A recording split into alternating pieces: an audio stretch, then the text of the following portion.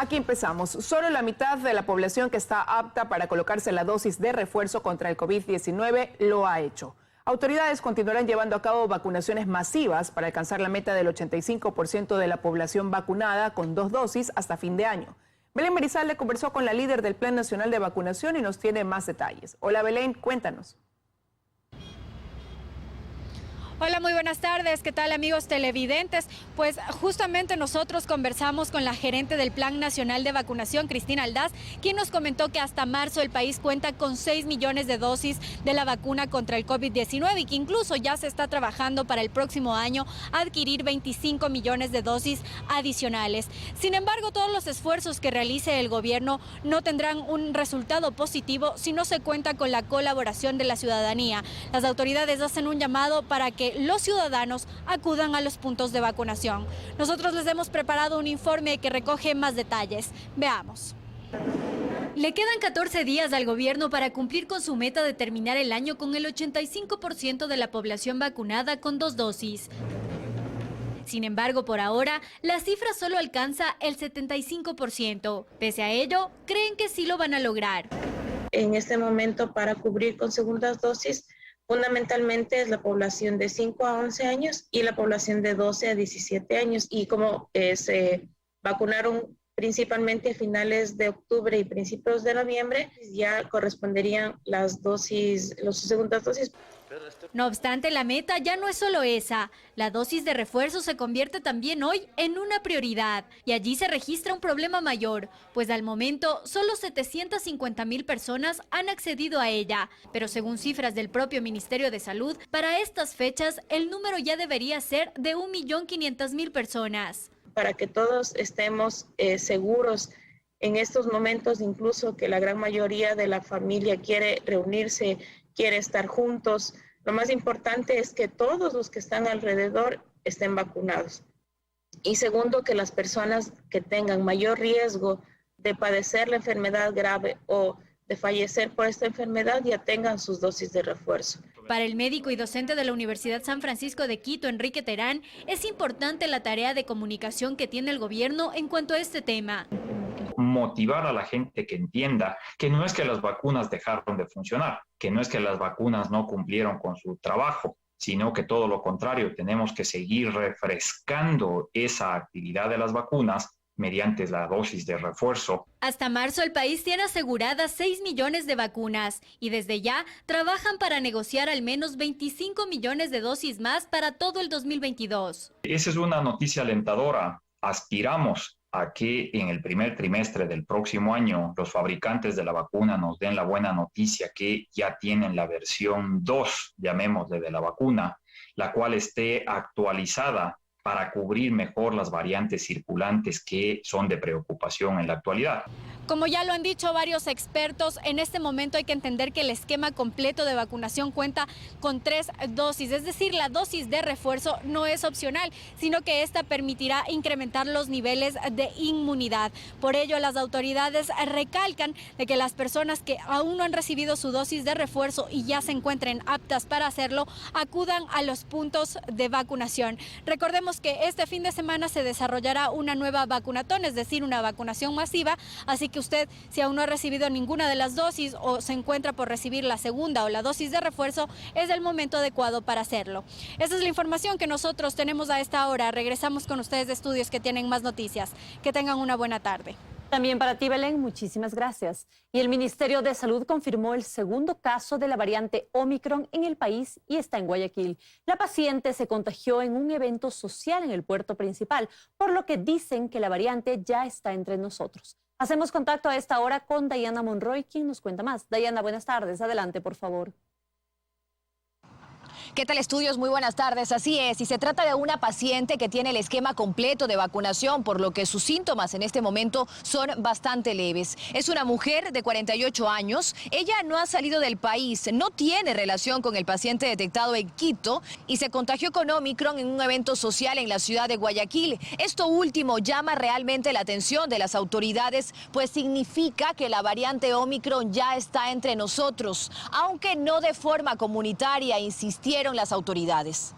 Nosotros hemos realizado precisamente la investigación epidemiológica y hemos determinado que la persona que está en este momento con la variante Omicron no ha salido del país y por tanto el contagio es dentro de la ciudad de Guayaquil. Estamos cerrando los círculos de vigilancia para poder determinar de dónde proviene este caso. Apenas tengamos la información de aquello, nosotros los comunicaremos oportunamente, pero no tiene relación con el caso de Quito y estamos investigando precisamente de dónde proviene el contagio. Desde el Ministerio de Salud aseguran que están intentando rastrear al paciente cero, es decir, el paciente con el que se habría contagiado la mujer que ya fue comprobado que tiene la variante Omicron en Guayaquil y que no ha salido del país, pues se habría contagiado en esta ciudad. Son 13 las personas que en este momento se encuentran bajo cerco epidemiológico, aunque revelaron desde el Ministerio de Salud que no han querido colaborar demasiado con la información. La mujer se contagió el 12 de diciembre pasado y la confirmación se dio el día de ayer. Ella, al igual que el paciente detectado en Quito, se encuentra con síntomas leves y es que en ambos casos estaban vacunados con las 2 dosis. Por eso, por la parte de las autoridades, llaman a vacunarse. De hecho, países del mundo ven a la vacunación de refuerzo, es decir, a la tercera dosis, como una salida ante Omicron para evitar hospitalizaciones. Guayas y Pichincha son las provincias con más vacunados en el país, mientras Santa Elena, Pastaza y Morona Santiago son las provincias que tienen menos vacunados. Se han aplicado hasta el momento 500.000 terceras dosis en Ecuador. En el espejo mundial, la vacunación en Latinoamérica, si bien fue una de las zonas que comenzó más tarde a inmunizar a sus ciudadanos, actualmente encabeza como la zona con mayor número de inmunizados a nivel mundial. África es el continente que menos vacunas ha aplicado. Esto ha sido duramente criticado por científicos, quienes pronostican que África podría completar su vacunación a mediados del 2024. Y hasta que esto ocurra, el mundo seguirá estando en riesgo. Y si bien Omicron llama nuevamente las alertas en el mundo, pues es mucho más contagiosa que las otras variantes, esta vez tenemos a la vacuna. Así que el llamado es a vacunarse. Aquí nos despedimos nosotros. Tenga buena tarde. Tú también, Dayana, que tengas una muy buena tarde. Vamos a revisar otros temas. Con el estado de excepción decretado en Zaruma, las Fuerzas Armadas custodian la zona del Socavón, donde aún el peligro es constante. Por su parte, las familias afectadas piden ayuda. Luis Alfredo Zúñiga se encuentra en el sitio y nos tiene los detalles. Hola Luis, adelante. Así es, ¿cómo están? Muy buenas tardes. Nosotros continuamos aquí en el punto exacto en donde ocurrió el socavón y este es el movimiento a esta hora. Lo pueden observar. Hay aún derrumbes tanto de tierra como de edificaciones. Hay miembros de las Fuerzas Armadas que han llegado o se permanecen en este punto las 24 horas, más de 130 efectivos y también hay personas que continúan sacando algunos enseres para rescatar lo mayor posible. Este es el movimiento luego también del estado de excepción decretado por el presidente Guillermo Lasso. ¿Cuál ha sido el desarrollo de la jornada en las últimas horas? Se lo presentamos en el siguiente reportaje. No se puede conocer la magnitud del daño ocasionado en Zaruma sin conversar con las víctimas. Gladys es una de ellas. La casa de su padre y parte de la suya colapsaron por el socavón. Fueron momentos de terror. Fue horrible, terrible. Cuando dijeron se cayó, se fue la casa. Se fue cuestión de segundos, que si eso era tipo 10, 11, 1 de la mañana, no estuviéramos para contar. Gladys y su familia se han refugiado en casa de su hermana. Se han quedado sin hogar y piden ayuda. No solo a nosotros, somos muchas personas que estamos en esta situación. Son decenas de familias que se encuentran en situación similar. Las casas que no se han caído están cuarteadas y en peligro constante, pues la zona aún es de alto riesgo. Este viernes algunos aún seguían sacando sus pertenencias, lo que podían rescatar, pues dicen que en Zaruma solo ha quedado el cascarón. Todo lo han minado. El subsuelo de Zaruma está quedando de día a día, pues como se dice, como un cascarón de huevo. Zaruma está sentado en un filo lleno de oro. Y esa es la ambición de ellos, de sacar oro, oro, oro. Por ello, con el estado de excepción decretado por el presidente Guillermo Lasso, esperan que sea el inicio de acciones concretas para poder reparar este problema que continúa afectando a Zaruma. Con el propósito de hacer un diagnóstico geofísico de la situación y poder luego encontrar las soluciones.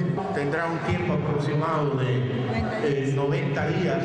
165 militares resguardan esta zona de peligro en pleno centro de Zaruma. Señalan que se harán operaciones para evitar la minería ilegal, pues también tienen claro que esto es lo que ha generado este desastre. Visualizamos de estas galerías y donde se están haciendo los socavones que es parte del efecto de toda esta actividad de tantos años. El presidente Lasso se reunió con las familias afectadas y se comprometió a ayudarlas. Gladys espera que esto sea pronto. El peligro de más colapsos en Zaruma continúa. Esa es la información a esta hora de la tarde. Las grietas continúan abriéndose, la tierra continúa cediendo y también los derrumbes, mientras los miembros también de las Fuerzas Armadas continúan resguardando el sitio, también ayudando a las personas para sacar los últimos enseres de sus hogares. Nosotros vamos a permanecer en este punto para llevarles más información en las próximas horas y sin duda lo que pide la ciudadanía es que estos anuncios se conviertan en acciones efectivas. Ustedes continúan con más en Estudios. Muy buenas tardes. Muy buenas tardes, Luis Alfredo. Gracias, estaremos pendientes. Y las cámaras y galerías que quitan resistencia al subsuelo de Zaruma estarían apenas a 30 metros de la superficie, lo que significa un riesgo para esta ciudad a la que no se ha dado solución durante muchos años. Les presentamos desde la parte técnica un análisis de las excavaciones mineras ilegales de la zona. Aunque el hundimiento de estas casas sorprendió a muchos, no es nuevo y es la crónica de una muerte anunciada. El director de la Escuela de Geología de la Universidad Central del Ecuador ha investigado y en esta coyuntura nos explica la radiografía del subsuelo de Zaruma. Es tan grave el caso que como Estado no tenemos una topografía en 3 dimensiones de la zona. Y con esto, con la topografía, podríamos reconocer justamente lo que me comenta, estas zonas susceptibles a la incidencia de un fenómeno de colapso. Es decir, la minería ilegal sin estándares ni técnica ha obtenido rentabilidad de las 16 vetas que recorren debajo de la ciudad patrimonio. La veta más importante en este momento es la veta Tres Reyes. Que una de las galerías que está también ascendiendo a la superficie está debajo del GAD de Zaruma. Hay una franja entonces que va incluso por el tema de la iglesia de Zaruma, el colegio Don Bosco, el tema del Camal, el tema del Coliseo, donde son zonas ya susceptibles. Y son los ilegales, después de una empresa de economía mixta, quienes respetaron el colchón de seguridad que debía tener la explotación minera realizada de forma técnica. En este gráfico se muestra la evolución. En la parte baja, la minería legal con la empresa Sadco. En la mitad, la minería de economía mixta, cuando inclusive se inundaron galerías. Y la parte superior refleja la minería ilegal, lo cual ha causado varios problemas. Ya hubo el hundimiento del Colegio La Inmaculada en el 2016 y ahora otro cono causó lo que vimos en los días previos. Minería ilegal, pues estas fueron ascendiendo indiscriminadamente hacia la superficie, incluso llegando hasta casi llegar a superficie, faltándole unos 20-30 metros. Y eso es lo que está sucediendo ahora. Pero esto, según denuncia el director de Prensa Minera, es también responsabilidad de las autoridades que durante muchos años fingieron no ver lo que ocurría. Sabían perfectamente la existencia de los sableros, que veían pasar el material y llevaban a moler abajo en el Pache, en Portobelo, y que no hicieron nada. Lo que vemos es la consecuencia de la inacción, de la corrupción y la indolencia de las autoridades de control minero. Inclusive varios tenían accesos a túneles desde sus casas. El negocio de la minería ilegal es más rentable que hacer algo por una comunidad. Tras la inobservancia de las autoridades, es momento de esperar no solo verdaderos controles, sino también soluciones. Desde la academia proponen un método. Sería muy difícil ingresar con métodos estructurales. Finalmente las cavidades no tienen una estructura definida. Es desde superficie hacer inyecciones con lechada de cemento, un relleno hidráulico. En este caso nosotros estamos proponiendo con el tema de un agregado fino que es el relave. Pero lo único más importante es que se erradique por completo la minería ilegal en el país, que haya un mayor control de las autoridades a quienes tienen concesiones y que se cuide otras zonas para que no sean tomadas por los ilegales. En Quito, María Gracia Acosta, 24 horas.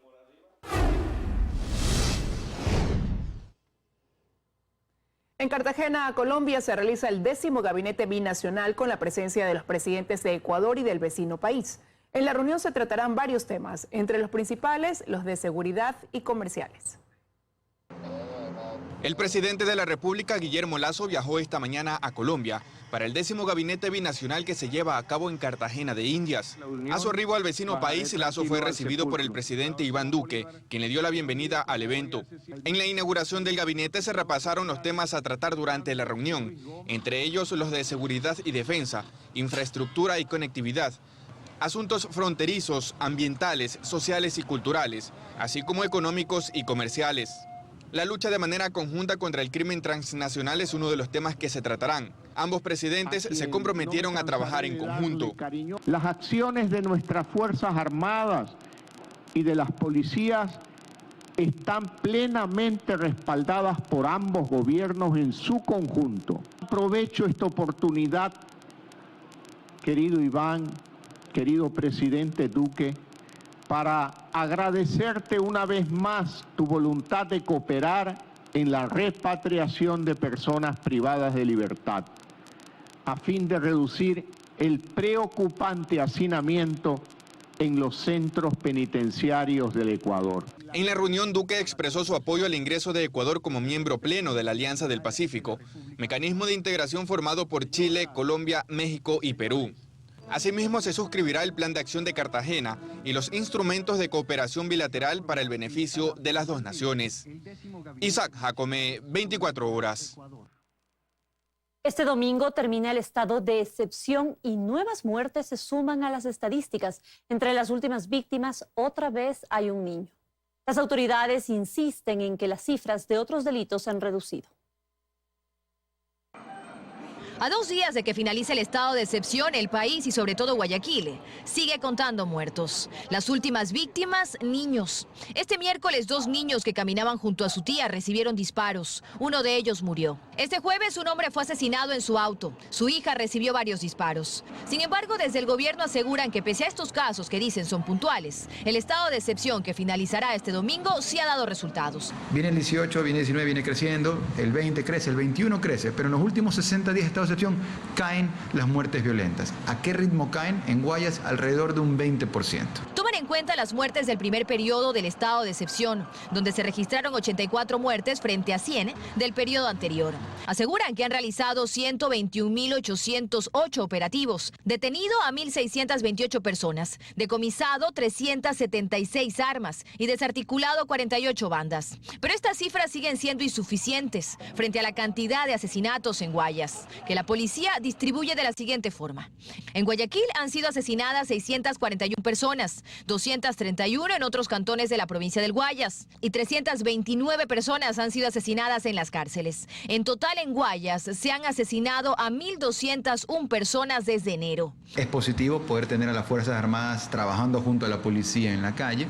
Agarremos todas las cifras de la inseguridad y dividámoslas en dos. Lo que tenga que ver con robos, lo que tenga que ver con muertes violentas. Todo lo que tiene que ver con robos. En Guayas, en el estado de excepción, en los últimos 60 días, prácticamente todos los tipos de robo vienen cayendo. No han caído a cero, pero vienen cayendo. Las víctimas infantiles ya son 12, entre heridos y asesinados. Hace 4 días, un niño de 11 años murió de un disparo en el pecho de la parroquia Pozorja, tras un ataque armado contra su tío que jugaba en el parque. Mientras que en octubre, otro menor de 11 años fue asesinado en un intento de robo en una heladería ubicada en el barrio El Centenario.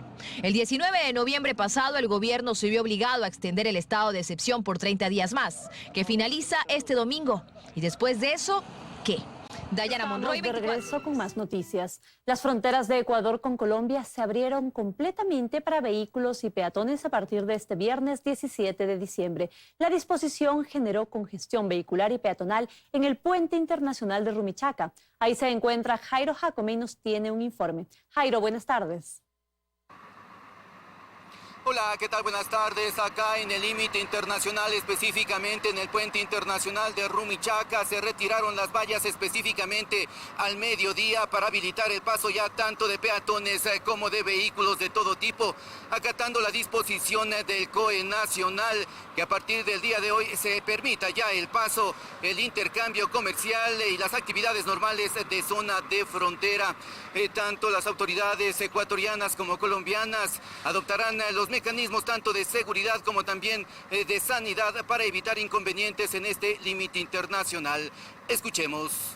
Pues en realidad preocupan al sector comercial en vista de que venimos generando cierta expectativa por las ventas que se logra en la ciudad de Tulcán en este mes especialmente, pero con este tipo de noticias, pues la planificación que se lograra hacer comercialmente en los distintos sectores se viene abajo, ¿no?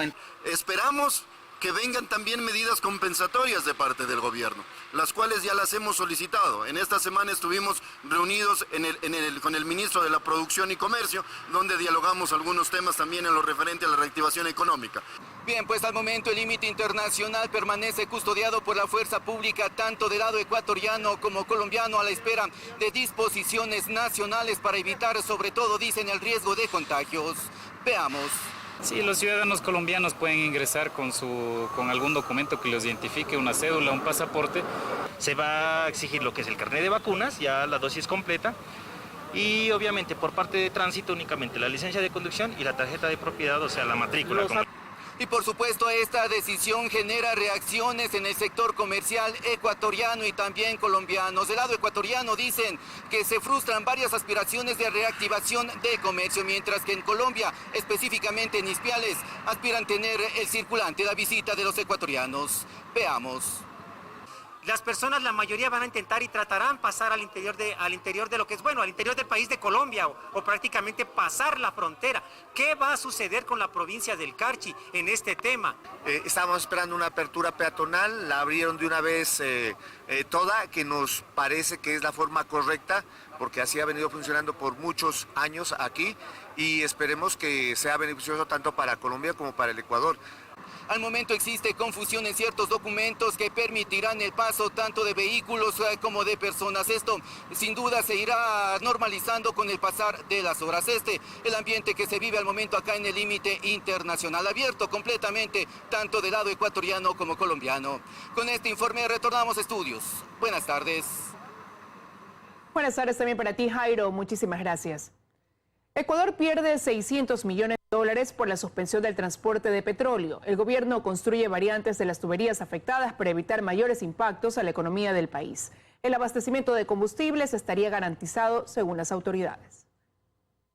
El tema es complejo y las pérdidas se cuentan ya por millones. Ecuador registra unos 600 millones de dólares en pérdidas tras la suspensión del transporte de petróleo. 2 de los oleoductos que llevan el crudo desde los pozos petroleros hacia las refinerías y su posterior almacenamiento sufrieron daños por la erosión del suelo y quedaron inservibles. El gobierno anunció que redobla los trabajos para terminar pronto con las variantes de los oleoductos y así reiniciar la producción petrolera paralizada hace una semana. Un problema que se pudo prevenir y no se hizo. Definitivamente, estas son industrias donde usted no se puede equivocar. El no prevenir cualquier situación dentro de la industria en cualquiera de las fases y que traiga consecuencias al final del camino, eso va a ser costo, precio para el país. La séptima variante del sistema de oleoducto transecuatoriano, SOTE, ubicada en el sector de San Luis, registra un avance del 73%, mientras que el oleoducto de crudos pesados construye su variante temporal y se encuentra al 40% de avance. La variante definitiva se debió haberlo establecido o ya comenzado hace 6 meses atrás por lo menos, aunque debió haber sido hace un año atrás, cuando ya comenzó la problemática. Porque si vamos viendo las 9 o 7 variantes que está construyendo, más los costos, y más aún, yo manifesté que se debió haber construido la variante al costo que sea, siempre y cuando esté dentro de los cánones normales de precios. Pero hay fecha para superar el problema. El pasado martes, el presidente Guillermo Lasso dijo que espera que la suspensión del transporte de petróleo se supere en los próximos 17 días, pero aclaró, si es que las lluvias lo permiten. Y luego veremos la manera de mitigar los impactos negativos ya durante el año 2022. Según las autoridades, el abastecimiento de combustibles estaría garantizado. Los abastecimientos se manejan en base a capacidad de almacenamiento. Y la capacidad de almacenamiento, si vamos en la tanquería que existe tanto en Lago Agrio como en Esmeraldas, de acuerdo a la data, lógicamente estaría ya próximos a terminar. Ahora, el tema es que la prioridad tiene que ser abastecer nuestras refinerías. Joana Ramos, 24 horas.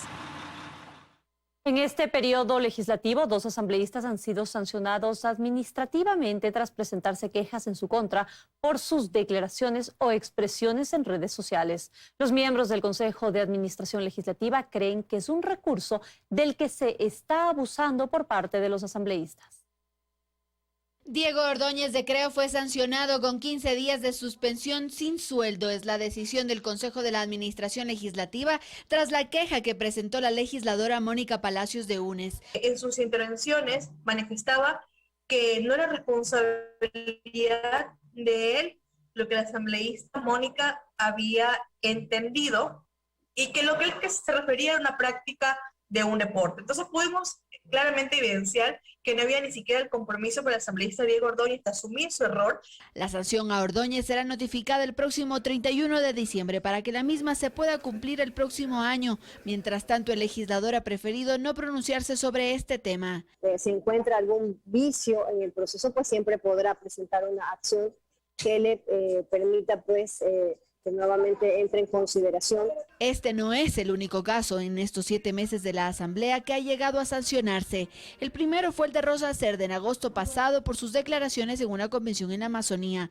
Cerda fue suspendida por 8 días sin sueldo, cumplió y regresó a sus actividades legislativas, mientras otras quejas fueron archivadas o retiradas, una de ellas contra Fernando Villavicencio, mientras otras no cumplieron con los requisitos establecidos y fueron devueltas. Después de la vacancia, el CAL deberá resolver una denuncia presentada por Ordóñez, que sí fue calificada y que presentó en contra de 2 asambleístas de UNES. Todos tienen derecho a presentar las quejas que quieran convenientes, pero sí lamentamos que el CAL tenga que evacuar el tiempo en el que nos debería tomar para cumplir otras acciones que son propias del CAL y no para estar atendiendo estos inconvenientes. No es el propósito del CAL pues empezar a hacer las veces de fiscalía.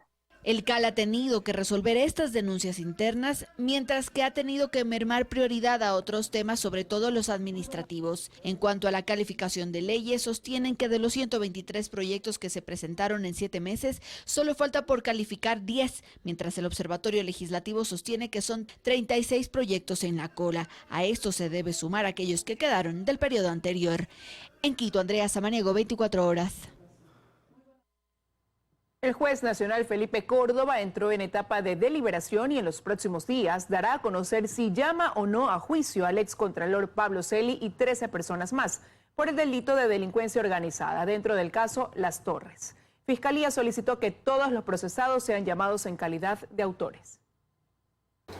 Luego de 8 días, finalmente concluyó la audiencia evaluatoria y preparatoria de juicio dentro del conocido caso Las Torres. Casi por 70 horas, las partes procesales expusieron frente al juez nacional Felipe Córdoba los argumentos necesarios para tomar una resolución y determinar si los elementos de convicción son suficientes para llamar al excontralor Pablo Celi, al exgerente de Petroecuador Pablo Flores y 11 personas más a juicio por el delito de delincuencia organizada. El juez notificará en los próximos días fecha y hora para dar a conocer su decisión. Tiene que valorar, analizar todos los elementos que se le presentaron. Yo supongo que eso tardará al menos una semana para que él tome una decisión, y la decisión es si llama a juicio o dicta un sobreseimiento. Durante la audiencia, la fiscal general Diana Salazar solicitó que todos los procesados sean llamados a juicio en calidad de autores del delito. Para el excontralor Pablo Celi y el exgerente de Petroecuador Pablo Flores, pidió una pena de 7 a 10 años de prisión. En contra de Esteban Celi, hermano del excontralor, y 10 procesados restantes, solicitó de 5 a 7 años. Según la teoría de fiscalía, los 13 implicados conformaron un grupo delictivo estructurado que, valiéndose de eslabones, solicitaron el 20% de una factura que adeudaba a Petroecuador a la empresa No Limit por $20,3 millones. Esto a cambio del desvanecimiento de glosas. Además, también habrían solicitado una comisión del 15% de otro contrato por 35 millones relacionado con el proyecto La Libertad. Todos los abogados solicitaron el sobreseimiento, pues dicen estar seguros de la inocencia de sus defendidos. Bueno, si llegamos a una etapa de juicio, por lo menos esperaría que el juez dicte sustituya la prisión preventiva de Pablo Celi. Y en la etapa de juicio, obviamente, ahí sí demostraremos ya en la prueba que vamos a actuar, obviamente que no tienen ninguna participación. De ser llamados a juicio, Fiscalía presentará más de 100 pruebas documentales, 95 testimoniales y 49 periciales. Esta causa cuenta con 77.346 fojas y un total de 773 cuerpos. En Quito, Daniela Valencia, 24 horas. Los exportadores le piden al gobierno la devolución automática de tributos, o más conocido como drawback. Según ellos, sería una ayuda ante el incremento de los precios de los fletes de las líneas navieras. Joana Ramos informa. La Corporación de Gremios Exportadores del Ecuador pide al gobierno la aplicación del drawback, un beneficio que ya está en la ley, pero que todavía no puede ser aplicado por la falta de reglamento. El incremento de los precios de los fletes marítimos y la falta de espacios en los buques de carga afectan al sector exportador, a lo que se suma el aumento de los costos de los insumos y varios rubros del servicio naviero, los mismos que podrían superar el 50% y hasta el 100% de su valor, señala el gremio. Según Cordex, la problemática afecta a la competitividad e impacta gravemente a los exportadores de productos ecuatorianos. Hay que recordar que el mecanismo del drawback automático está contemplado en la Ley de Simplificación y Progresividad Tributaria publicada el pasado 31 de diciembre de 2019, es decir, hace 2 años. El Ministerio de Turismo promocionó en Estados Unidos a Ecuador como un destino de turismo sostenible e inversión. Y mientras se abren las puertas del país, aquí empresarios turísticos insisten en sus pedidos para mejorar las condiciones y reactivar al sector. Esta fue parte de la promoción que llevó adelante Ecuador en Estados Unidos, donde dijo tener las puertas abiertas para recibir a los viajeros. Entre el 29 de noviembre y el 3 de diciembre, una comitiva visitó 5 ciudades de ese país. No se había logrado por más de 6 años hacer esta visita comercial con empresarios ecuatorianos, llevarlos a Estados Unidos y que puedan fortalecer sus vínculos comerciales con el trade norteamericano. Esto es un primer gran paso. El ministro viajó acompañado por 16 empresarios turísticos que fueron parte del roadshow. Fueron hoteleros, fue la empresa pública de turismo de Guayaquil, tuvimos armadores y operadores turísticos. Con la intención de que puedan ya presentar su producto y también puedan hacer ya negocios y cotizaciones y cierres para los próximos meses. La intención de Ecuador fue mostrar la diversidad de sus atractivos culturales y el turismo sostenible, así como también abrir las puertas a oportunidades de inversión. Y la tendencia y el comportamiento del viajero ha cambiado. Sin embargo, desde Ecuador, aunque reconocen y valoran los esfuerzos de promoción, según Norman Bock, siguen a la espera de un mayor apoyo al sector que se vio golpeado. Alrededor de un 25% de negocios relacionados al turismo habrían cerrado. Deben enfocarse en el momento oportuno. Ahorita vemos que hay una gran resistencia, un gran temor de los viajeros internacionales para salir, pero mientras tanto la actividad en sí del turismo sigue muy afectada. No tenemos ninguna ayuda del gobierno, ayuda de fondo, hay paliativos pequeños. Él dice estar preocupado también por la iliquidez que enfrentarán debido al pago de impuestos y explica que la reducción del IVA en algunos feriados no es suficiente para reactivar el turismo interno. Y el gobierno está bien que cumpla lo que ofrece con el salario mínimo, pero que también cumpla lo que ofreció para el sector turismo, que es no más impuestos, y para el sector productivo en general, no más impuestos, el manejo del IVA en forma especial y no con esta afectación que vamos a tener. Ecuador requiere fortalecerse a nivel internacional para que lleguen turistas extranjeros, pero además necesita fomentar el turismo local, garantizando mejores condiciones. En Quito, María Gracia Acosta, 24 horas. Las medidas restrictivas dispuestas por el COE Nacional entran en vigencia este viernes por un periodo de 18 días. En manos de los gobiernos locales quedó la exigencia de certificado de vacunación, que en el caso de Guayaquil no se aplica. Luisa María Heredia nos tiene los detalles de las medidas. Luis, adelante. ¿Qué tal, compañeras, amigos televidentes? Muy buenas tardes. Son básicamente limitaciones de aforo, fijación de horarios de acceso, como en el caso de las playas, y algunas prohibiciones relacionadas especialmente con la realización de bailes, procesiones y quemas de monigotes en áreas públicas, las que hoy, por pedido del Comité de Operaciones de Emergencia Nacional, entran en vigencia. Se las recordamos en el siguiente reportaje. Desde las 0 horas de este viernes 17 de diciembre rige la resolución del COE Nacional que establece medidas restrictivas que estarán vigentes durante las festividades de Navidad y Año Nuevo. En cuanto a aforos, son las siguientes. Limitación de hasta el 75% en mercados, supermercados y centros comerciales. También en espacios abiertos de hoteles, centros de convenciones, salas de recepciones, locales de eventos, restaurantes, bares y discotecas. En lugares cerrados, 50% máximo. Ni para este hotel ni para este centro comercial, ambos situados al norte del puerto principal, las medidas que incluso fueron acogidas por el Comité de Operaciones de Emergencia Cantonal implican mayores cambios que aplicar. No, realmente es lo mismo, ¿no? Se ha mantenido lo que se ha venido viviendo durante las últimas semanas. Nosotros lo que sí hemos hecho es fortalecer un poco más el tema de los procedimientos de bioseguridad para que el cumplimiento de esto nos dé pues la fortaleza de que las personas que acuden directamente estén seguras. Aunque la capacidad del centro comercial es de 35.000 personas, al mismo tiempo actualmente solo pueden estar 5.000. Y en el área de salones para eventos de más de 1.500 metros cuadrados que tiene el hotel, aún con la limitación el distanciamiento estaría garantizado. Si nuestro aforo va creciendo, nosotros pues tenemos la amplitud para poder seguir creciendo. Pero más allá de los aforos, la resolución del COE Nacional incluye prohibiciones. Conciertos, pases del niño, novenas en espacios públicos, ferias y fiestas populares, festivales, verbenas y eventos barriales están terminantemente prohibidos. Al igual que la quema de monigotes, aunque en eso el COE de Guayaquil puso un condicionamiento. La resolución dice que se aplicará solo si se asignan los recursos humanos, logísticos y financieros para el monitoreo de 600.000 predios que hay en la ciudad. La resolución del COE Nacional aprobada este 14 de diciembre es absolutamente clara. Se exige a los GAD que sobre la base de sus competencias acojan la resolución que dice prohibir la quema de monigotes, no dicen en ningún momento la venta de monigotes. En lo que sí coincidieron los COEs es en la prohibición del consumo y venta de bebidas alcohólicas y de moderación en espacios públicos. Adicional a todo esto, en playas y balnearios hay un horario de acceso de 6 de la mañana a 6 de la tarde. En el caso de Guayaquil, eso aplica para Playa Varadero. Lo único que no establece ni la resolución del COE Nacional ni la del COE Cantonal es la obligatoriedad de presentar el carnet de vacunación con el esquema completo, es decir, las 2 dosis, que según el Ministerio de Salud debería aplicar para el ingreso a centros comerciales, templos religiosos, ferias de emprendimiento, centros de convenciones, salas de recepciones, restaurantes, bares y otros, que a criterio de algunos hubiera generado aglomeraciones.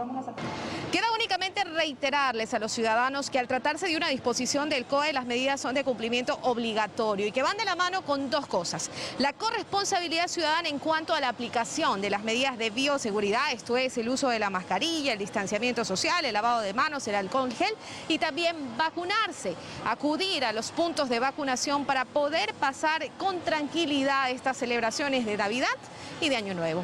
Es todo lo que les puedo informar desde acá. Continúan ustedes en estudios con más noticias. Muy buenas tardes. Buenas tardes, Luisa María. Muchísimas gracias. La Cámara de Comercio de Guayaquil premió la noche de este jueves a varias colaboradoras de Teleamazonas por su trabajo periodístico. Liz Valareso y Joana Ramos fueron condecoradas por este gremio empresarial. Joana Ramos recibió el reconocimiento como mejor reportera de noticias y Liz Valareso fue premiada como mejor periodista política. Felicidades, compañeras, merecido reconocimiento.